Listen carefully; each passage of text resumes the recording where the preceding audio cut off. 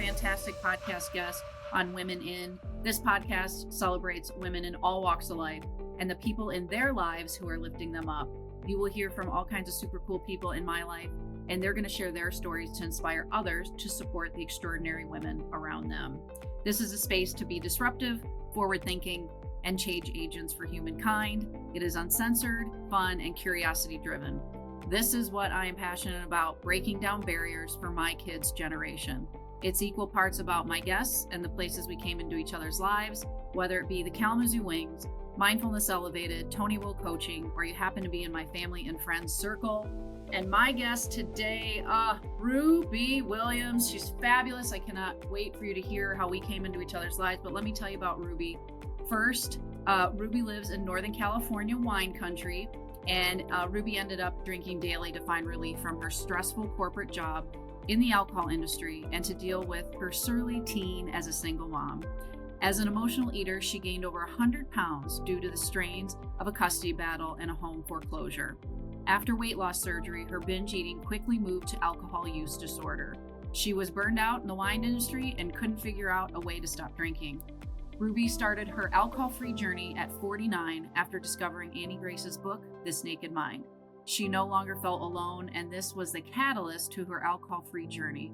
Now 5+ years alcohol-free, Ruby is proud to have found her passion and purpose in life as an alcohol freedom coach. Ruby, hi. Hi, Tony. Thank you so much for having me as a guest on your podcast. I'm so excited to be here. I'm so excited to have you on. And Ruby's a podcaster as well, you all. And we're going to talk about that. But she's got the podcaster microphone. I have not invested in that yet, but I know who to go to when I'm doing that. You're a pro. Well, we've done 30 episodes now. That's crazy to think. It's just that, it's fun. It's really fun to host a podcast. I know it is. It's I love it. It's just something that it felt like a calling a little bit when I was ready, that type of thing. And you and I both like to talk, so it's perfect. Yeah, we probably talk forever. We're like, oh, how long should we talk? Oh. Exactly. We need boundaries or we're going to be on here forever. It'll be like a Huberman podcast. I know. Those are long, but I love them. Okay. Yeah. So Ruby, we start in the same place with my podcast and talking about how we met. So how do you remember us meeting for the first time? I remember us meeting, I believe, I'll go with where we met in person. Okay, so we had met through This Naked Mind, on Zoom and different things like that. But in person, we met in Alpharetta, Georgia at a sales workshop.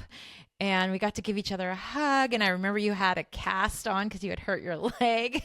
Yeah. But that was when I got to actually give you a hug and really meet in person. It's so special, I think, to meet people in person. I mean, I can feel the love and the over Zoom, and online, but I think it's really fun to meet in person. So yeah, and that is Alpharetta, which is not easy to say, which is right near Atlanta. That's where we met in person. And I mean, I remember getting on Zoom calls because a lot of this Naked Mind work as coaches and the masterminds we're in and things like that. I always remember you because of your fabulous background and and your energy and your fun glasses, because I too wear glasses. And I love your fun glasses. Yeah. So it's it was so cool to meet in person and really, hug and feel each other's energy. And then we were at 5 days of that sales training and learning a new, different way. And I've been in sales my whole career, but just learning a different methodology around it, which is really what brought us to This Naked Mind, looking at a different methodology around a relationship with alcohol. So we're growth-minded people, I think is safe to say. Always learning. Yeah. This is a lifelong journey of always learning, growing, figuring out who you are, changing. I don't see anything as stagnant anymore. It was definitely when I was drinking, life was just so stagnant. Now it's just exponential growth and joy. I love it. Yeah. Do you find that there's so much in your brain now? It's pouring out of you, different ideas, or different motivations and inspirations. And it's like, I have so much to do. And that I didn't have before, when I thought alcohol was giving me life, but it was really robbing it. Right. I believe that when I was drinking, I thought I was like relieving boredom and, I don't know, living life, but only being alcohol free can I actually understand that life. I'm just playing big in life. Like I don't even think I would have even imagined being a podcast host or guest, like ever. Like things just evolve. You don't have to be ready for it right now, but they like evolve. You have ideas. I start stepping outside of my comfort zone, doing new things, meeting new people, practice new practices. I wasn't doing gratitude lists. I wasn't doing meditation. All these things have just been discovered after being alcohol free. So there's so much life out there. Yeah. It's so cool. And we get to appreciate the little things. I was just talking about this not too long ago, but when at least in Michigan, when we're moving from spring to summer and you hear the birds outside chirping, or winter to spring, or it's just the little things, right? When you see these beautiful flowers and you're out on a walk, and just so much gratitude, because I too did not do those things either until I really started to do the inner work. And then I could look outside and say, oh, not literally outside, but that too, like how beautiful life is and how big it is. Right. The little moments mean so much. I love the word awe. I don't think I was aware of, definitely not the sunrises, right? If you're waking up in a brain fog, hungover, it's just not something you're going to go, oh, look at the sunrise. And now it's like, I'm a morning person. Who knew? I love it. I've always been a morning person. So when I would wake up hungover, it was just brutal for a lot of reasons, but I didn't like the mornings then. And it's my favorite time of day now. So it's the best place to be. Now, in your bio alone, there's so much we're going to talk about, because I have so many questions. But before we get there, Women in ... is the name of my podcast. And the reason I put the dots is because there are women in all different parts of life. And I have men on this podcast too, because men came from women, and you can't create life without man and woman, right? And so, and there have been instrumental men in my life, but there have been a lot of instrumental women. So who are the women in your life that have shaped you to be Ruby of today? Such a good question. You can look at family members, and you can look at people in history or like famous people. But I want to talk about my alcohol-free journey, because this is what I want to talk about. And Yeah. The first person I met in person at an AA meeting was a woman, and I just looked up to her so much, and she really made like this alcohol-free journey feel normal, like it was okay. And then she had this ocean plunge, and I was so nervous to go in cold water. But she posted on like Instagram or something, these women, I think they were in Ireland, and they were in their like 80s, and they're like 4 women, and they're still going in the ocean like every day or every week or something. And they just looked like they had vibrancy and beauty. And they looked like they were laughing and having fun. And so I was so scared. I invited my cousin to go to, and I look up to my cousin so much. She's actually the one who said, Ruby, it was January 1st, 2019. And she's like, it's a new year.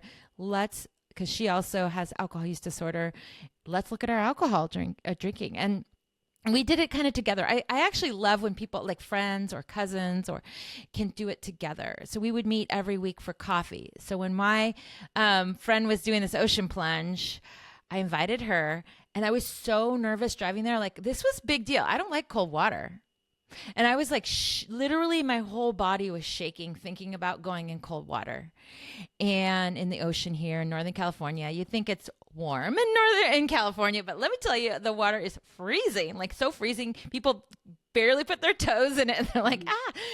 So I did it. There was like 10 sober women together, and we did it all together, and we made it super fun. Like, it was like I was a kid again. Jumping in the water, splashing, let alone wearing a bathing suit. I've always been body conscious, and I don't wear bathing suits, And so this has been a really big deal for me. What I ended up doing was becoming a leader in this ocean plunge group. We meet every single Sunday for probably 3 years now. And it has been just a beautiful connection. I feel like we're stepping outside of our comfort zones. We're having fun. We help each other like move, or we've become so close.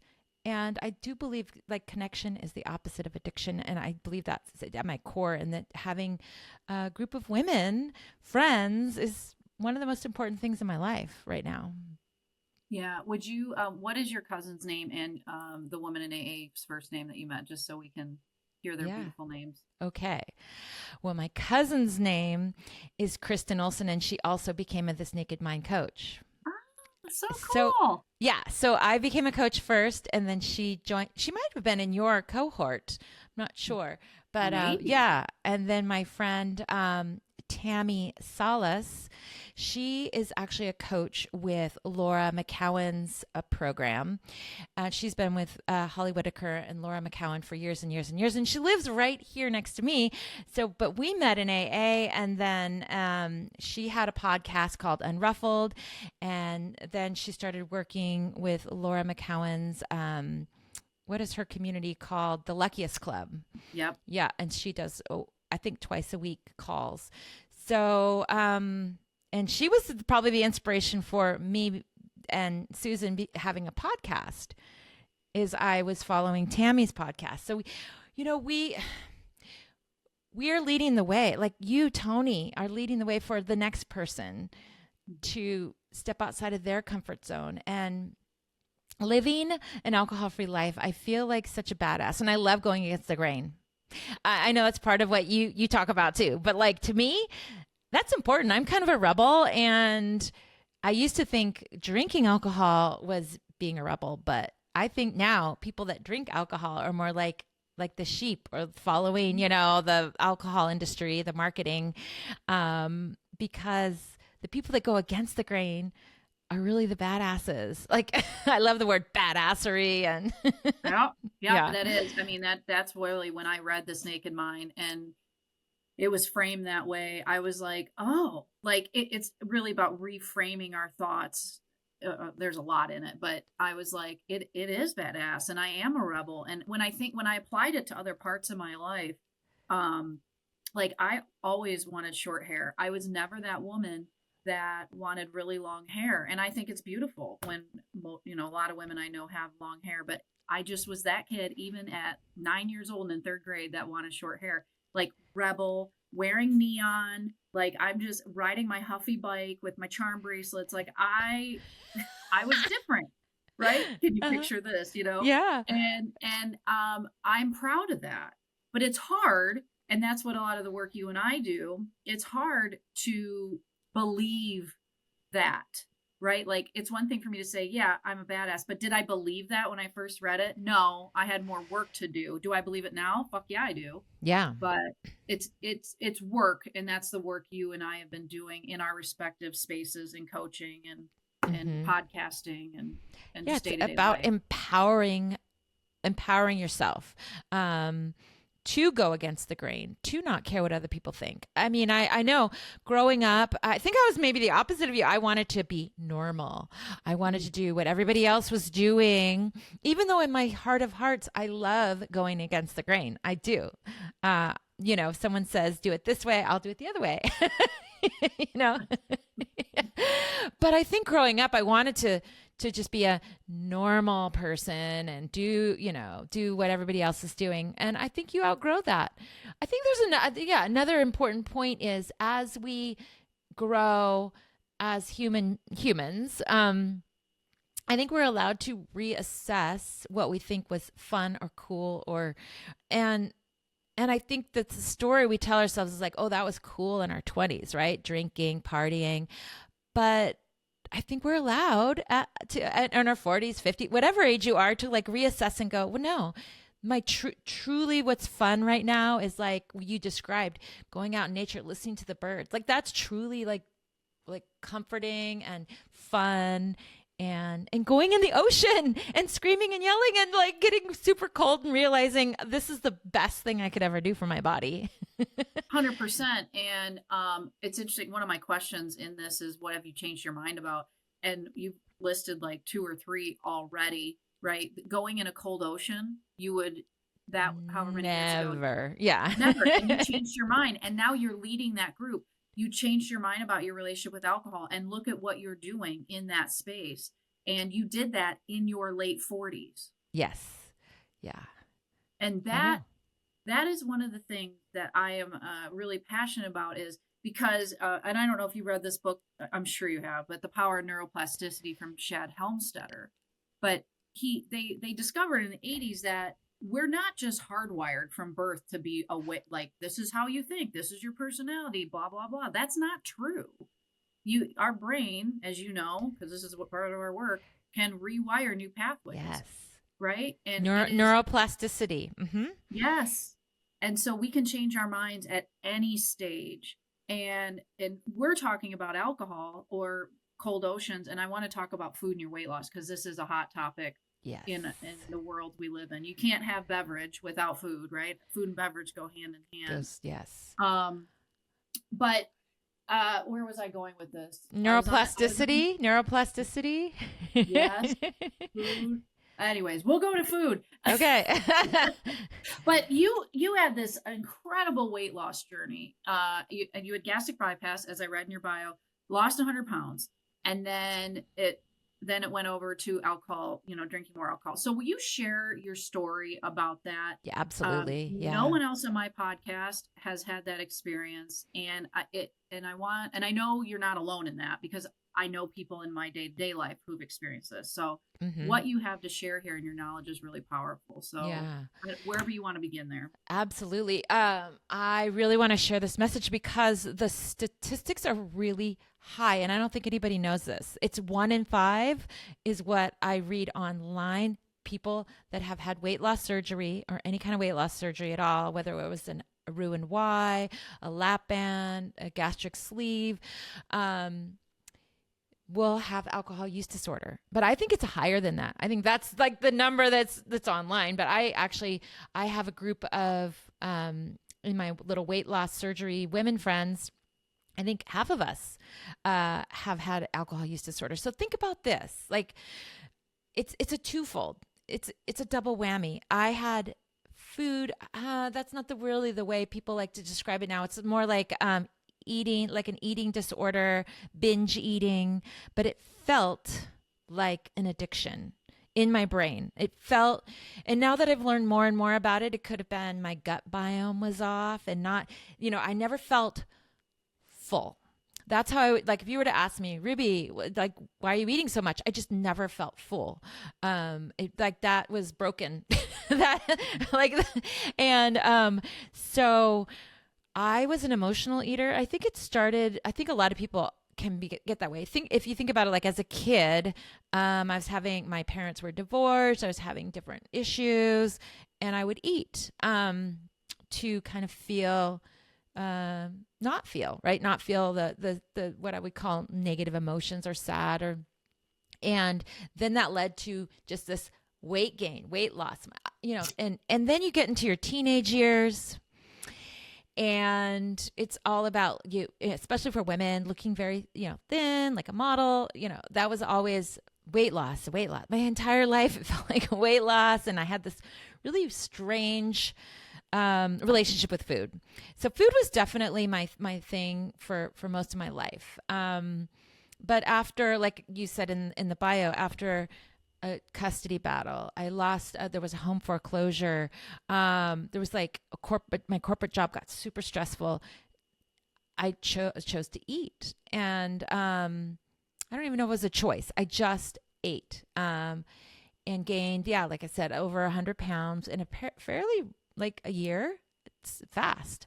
And I was working in the wine industry. So I think, on that trajectory to alcohol use disorder already, but it was a slower burn, so to speak. I think it would have taken more years, but right after surgery. So I had weight loss surgery. And I would say what happens is when you cut away with mine is a sleeve, it's literally cut away part of the stomach. So alcohol will go into the bloodstream much faster. So it was like a burst, like that buzz feeling you might feel was way more intense and faster, but then it would go away. It would go away really quickly so that you felt like you hadn't drank any alcohol. So I got a second glass much quicker. So what normally, say before the surgery, I might have 2 glasses. It was 2 glasses within a half an hour. It was all the way up to a bottle really quickly. 2 bottles, 3 bottles. It felt like it was never ending. It switched to hard alcohol. So guess what? All the weight that I lost, I gained it back. Because when you have weight loss surgery, you can't eat the food, but you can drink liquids. You could have water, you could drink alcohol. But why I say it's a 2-fold whammy is not only physically was I become addicted because of my stomach being smaller. Emotionally, my coping tool was to eat to numb my emotions. But now that was taken away from me. So it just switched to alcohol. So what type of drink, what was your relationship with alcohol before the weight loss surgery? Was it, how would you describe it? Oh my gosh. I was in denial and lying to myself. I remember, so you have to have a bunch of,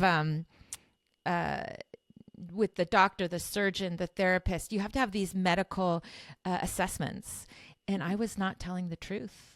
Or maybe I was telling the truth, but I was in denial. And I would say, I don't drink that much. I would say I only have a couple glasses.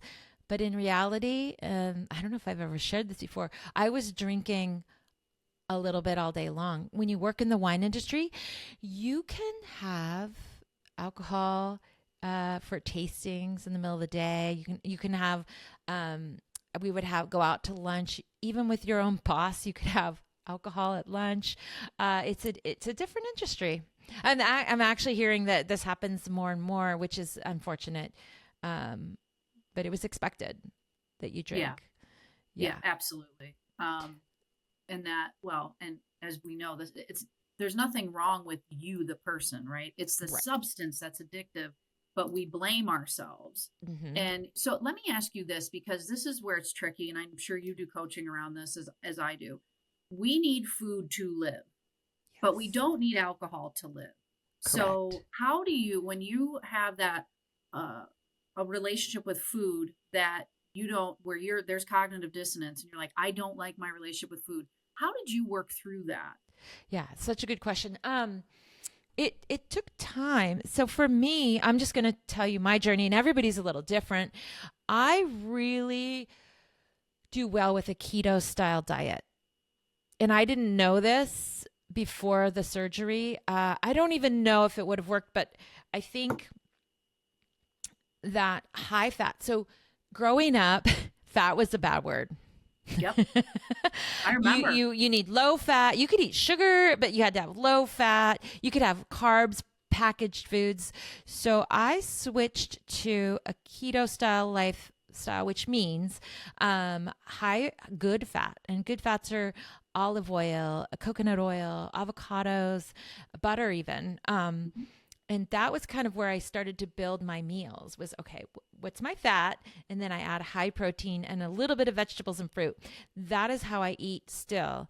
And I think it's also what keeps you satiated, right? I was always hungry. If I was eating, say, a coffee scone with something sugary, then I'd crash and be hungry an hour later.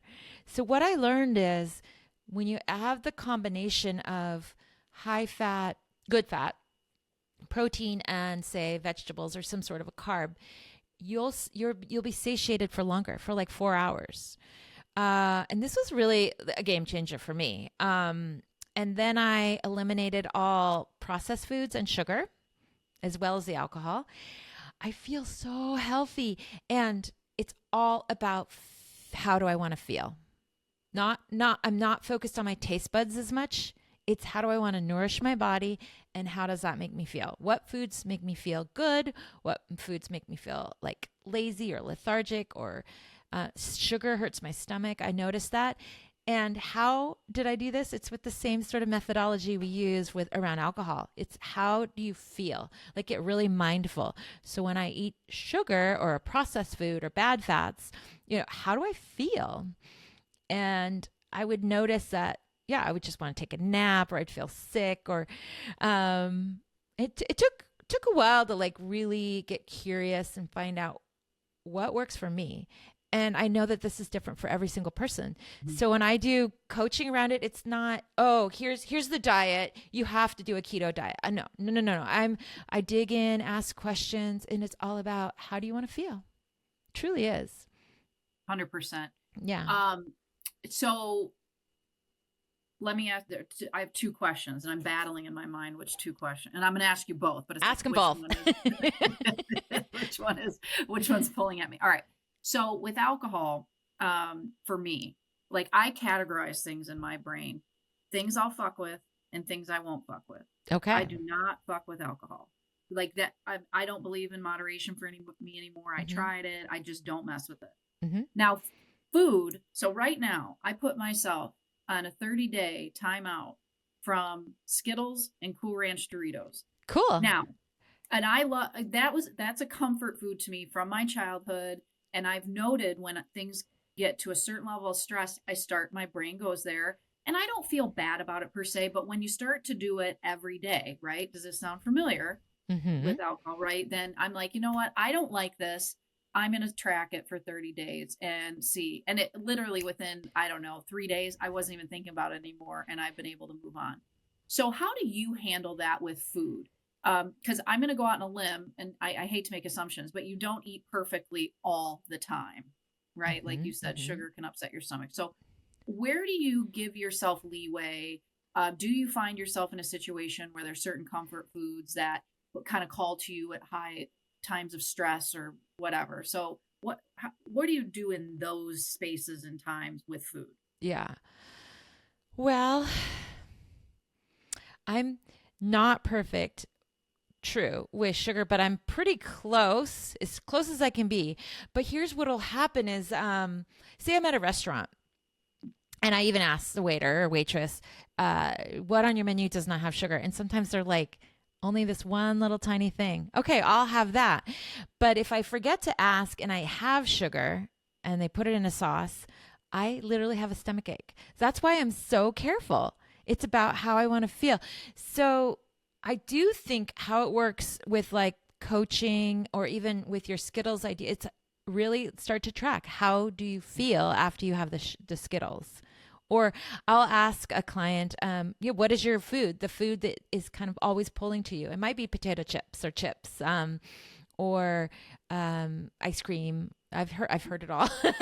And then you can dig into a childhood memory. It could be nostalgia. There could be so many different layers of why people eat certain foods. It could be, I've heard like my grandmother used to make me cookies and it means love to me.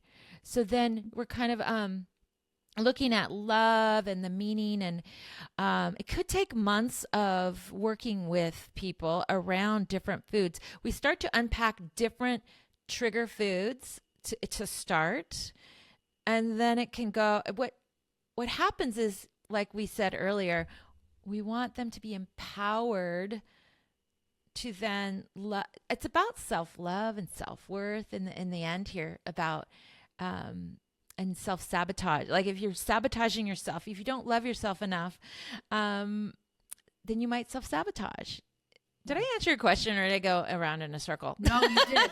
No, you answered it. And there's so much good stuff in here. And one of the things you said was it takes months and months and months. And it can. So I want to resonate with that message, because there are people, And I'm sure people look at you the same way that they look at me. They look at me and they think Tony decided to stop drinking and it was effortless. And I have said anything but that, because this wasn't my first time around trying to remove alcohol from my life. I did AA, and Me then too. I went back for 15 months, and then I went back out for 3 years because I wanted to be normal, right? And but these things that we're working on in lifestyle change, it is not, as we like to say, a light switch, it's a seed. And as Yes. coaches, we water the seeds. We plant them and we water them, or the client waters them, we plant them. And so it's like, okay, this takes time. Uh-huh. This takes time. And so I wanted to mention that. The other thing you said was there are trigger foods, which, and I know mine, and my relationship with food personally, when I think about it, has not, I really haven't had, I guess, an unhealthy one. But as I have gone more internal, and I think, like, here's a good example. The day I got the phone call that my mom officially had Alzheimer's, we already knew it, but we finally got her to get diagnosed. Yeah. I had been not drinking for, I think, a year at that point. I'd been alcohol free. And my first thought was, boy, I'd like some Skittles. And it was such a fucking win, because it was the first time I didn't think, boy, a drink would be good. Woohoo! So Right? cool. Yeah. So anything but alcohol. I love to say that all the time. Yeah. Go ahead and have Skittles. If alcohol, so personally, I'm like, yeah, have so much grace for yourself, first of all. Yes. That's tough news. That's tough news. Of course, you're going to think, this is tough news. And then your brain goes, we were talking about neuroplasticity, but it also has these loops, these old thoughts. They're old thoughts that will pop up at any random time. And not always like you had a reason there, but sometimes they're just going to pop into your head. And like alcohol still pops into my brain sometimes. And I don't put a lot of emotion to it. I don't say I'm actually going to drink, but I'm just like, oh yeah, it just popped in. Okay, that happened. I'm moving on. It's like a cloud. Well, we have 60 to 70 thoughts, 60 to 70,000 thoughts per day. Yeah. And most of them are just bullshit. They don't mean anything unless we attach a meaning to it. Exactly, Tony. Exactly. Right. So alcohol pops up in my mind because it's all over the freaking place. I mean, Right. I work in pro sports, Yeah. but it doesn't mean anything to me because I could take it or leave it. I could give a shit. Right. Yeah. And so, that's where I want all things in my life to be, is, I guess, neutral. Cause I think neutrality in times can be a superpower. But there are certain things where for me, it's like line in the sand. Alcohol is doing me no justice. I got out of it what I was supposed to, and I'm moving on. Yeah. No, so I was able to do that with sugar. I was able to do that with like breads and pastas and rice. And it's a line in the sand. Even if I'm like super hungry, I'm not going to eat it. So what happens, like, if you accidentally order a dish that has sugar, and I know you get a stomach ache, or you decide you're feeling crazy and you're going to eat a piece of bread or whatever the line in the sand is. What is the inner dialogue? What is inner Ruby saying? Oh, good question. So I've come to, just like with alcohol, sugar is poison. It's poison to the body. I believe it. Maybe I don't know. Once I really get that, it's like, what do we talk about? Like, it's like a download. It's like, I have changed my mind. Same with bread. Bread, it's not that it's poison, but it turns into sugar. I don't know if you knew that. It basically turns into sugar once you swallow it in your body. It's like a sugar. So I did not know that. So I just will not eat it. Have I had a bite maybe once a year? No, I just don't do it, Tony. Gosh. Good for you. So listen, what I'm hearing, Ruby doesn't fuck with a lot of things. Good for you, Ruby. Don't fuck with it. I don't. But I get and then it. It's I a feel mindset. bad. Yeah, it's a mindset. And to me, it goes to, like I just said a minute ago, self-love and nourishing the body. Rather than, again, I feel like people lead with their taste buds instead of nourishment. Yeah. Do you see the difference there? Like, 100%. yeah. Because I just had this conversation with a friend of mine last week, and we were talking about this stuff. And I want to be vague to be respectful of him, but we were talking about food and the taste of food, because you worked in the wine industry and were tasting the product you were selling. There are a lot of people that work in the food industry who taste what they sell. And so how difficult would it be if you're leading with taste and not how I feel in my body, because that's not how it works in the food industry or quite frankly in the alcohol industry. Right. But we could place importance on different senses. Yes. And that's where I keep having these conversations lately where I'm like, why are we in a society where taste is the most important? Why couldn't it be scent or feel or sound? I mean, I know we do love sound, and there's concerts and music and birds singing, like you said, but we could be bathed in that. It doesn't always have to be about our taste buds. Well, and it's so fleeting, right? When you think about taste, it is literally however many seconds. It's not like how, when you're talking about feeling, how we can feel throughout the entire day. Because I could have a really good meal, and I'm trying to think. I had recently. I've been traveling a lot lately, so I've been eating a lot of really good food. And the food is part of the story, but it's not like I came home and said, "Boy, I'm still tasting that marinara sauce in Italy," or what. Like it was about how Italy is so vertical, and I walked so many stairs, and I saw so many beautiful things that I would never see in the U.S. Yeah. Well, some people have really strong beliefs. Like the one I kind of laugh at the most, like, I can't live my life without a sandwich. Or people literally like say, and I'm like, yeah, you just have a lettuce wrap. I still have a sandwich in a lettuce, yeah. So there's so many like beliefs, or I can't have a birthday without a birthday cake.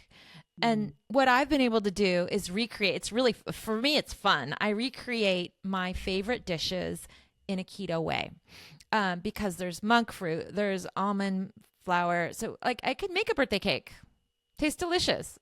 It's not quite the same textures, but there's all kinds of hacks and So that is and see, these are such great tips.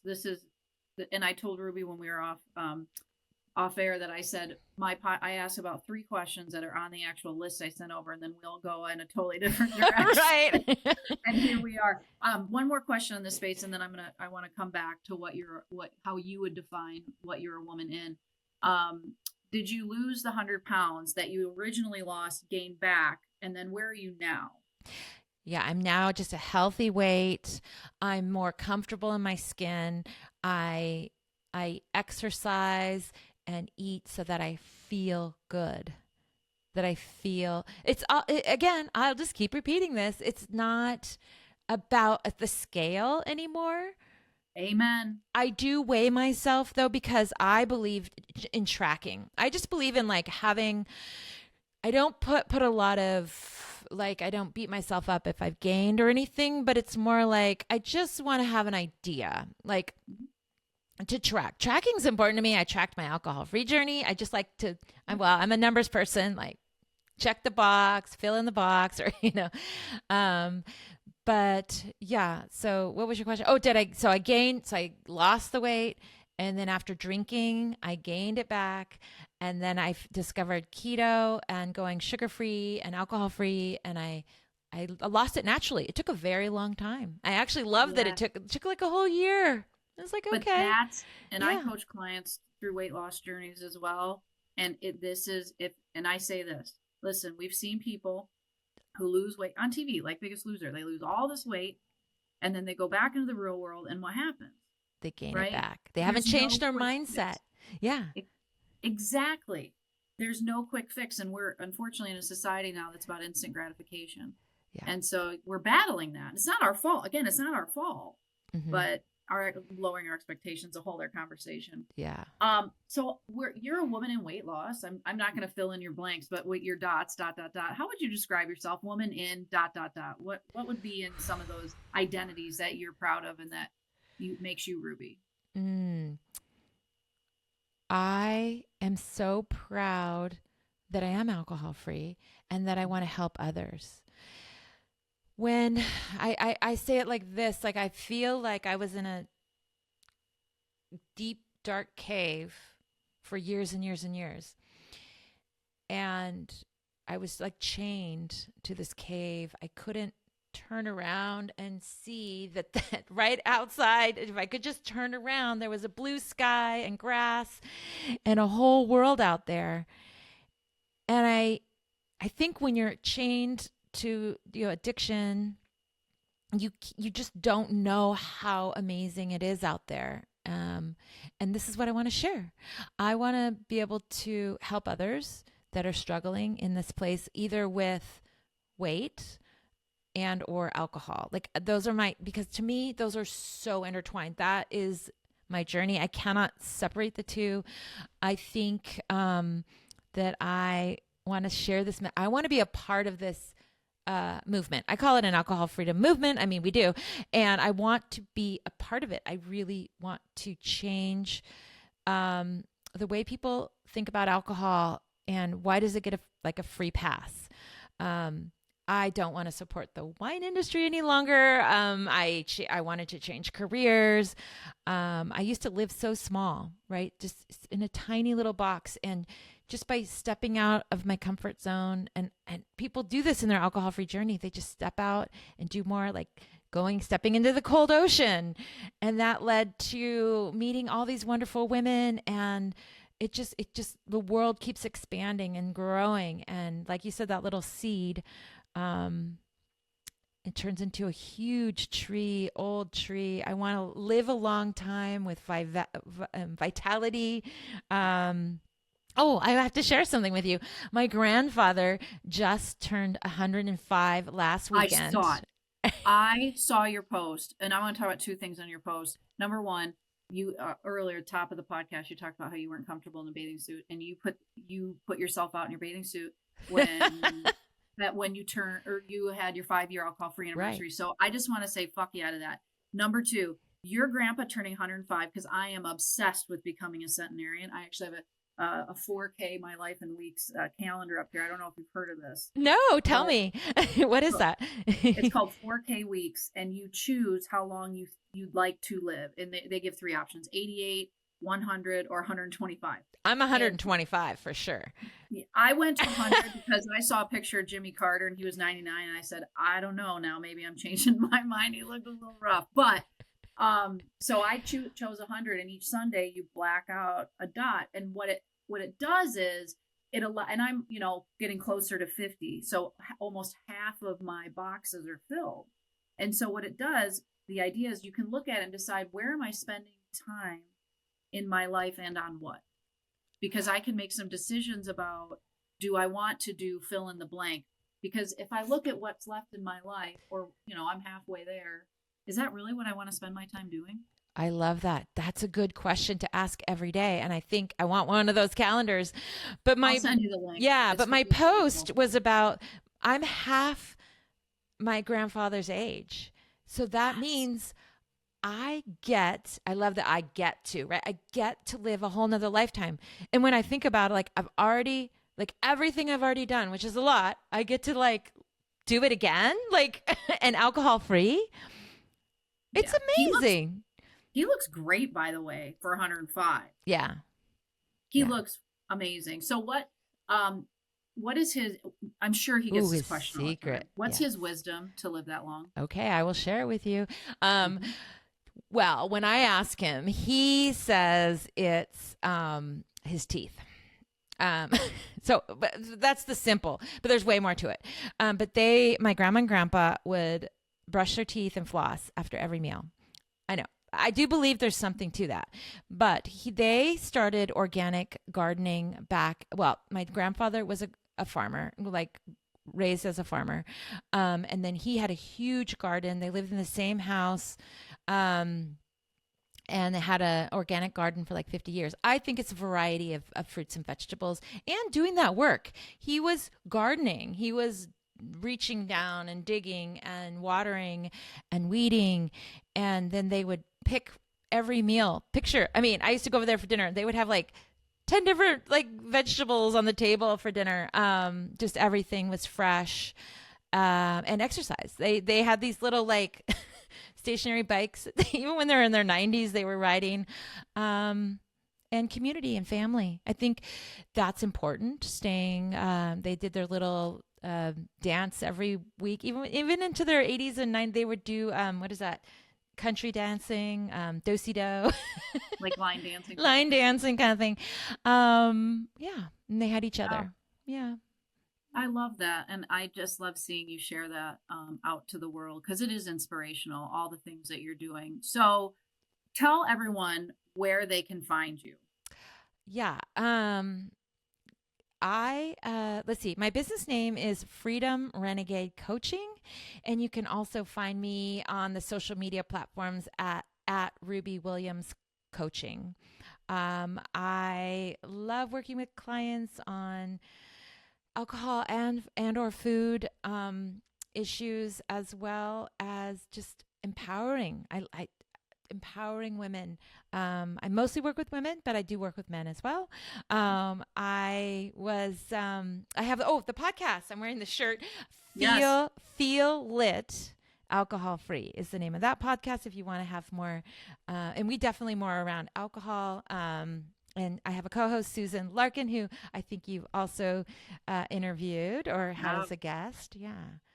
So that's where you can reach me.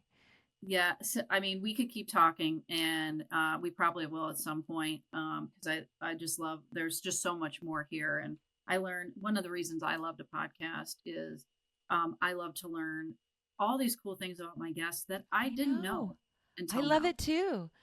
Yeah. Yeah. Tony, So I just really enjoyed this conversation and just getting to know you better too. This has been really great. Thanks for coming on. And if you all want to find me, I'm not hard to find. The Kalamazoo Wings, they know how to find me since I run the place. And then Mindfulness Elevated, Tony Will Coaching.